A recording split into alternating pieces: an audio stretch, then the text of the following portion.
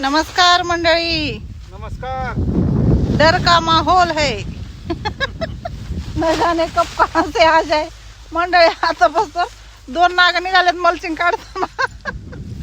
आता तर भ्यास वाटायला लागले मल्चिंग वाढायचं मला तर। अगं असं काढलं की सळा जागावर देते दो बारकाले आहेत, लय मोठे नाही तर लय बारके बी नाहीत, तरी बी पायाच्या अंगठ्या एवढाले तरी आहेत बघा। लांबल्याचं खायचं असे फूट 2 फूट असतील, 2 फूट असतील का ना? खरंच भ्या वाटायला मला तर। नाला वाटायला लागले तर सुद्धा लांब जाऊन बसा वाटायला लागलंय।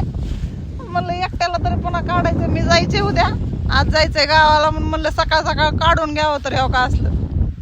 ह्या का फक्त 6 वळी काढल्यात, पली काढल्या तर 2 नाग निघालेत, अजून राहिला तेव्हा का इकडं 10 वळी तरी।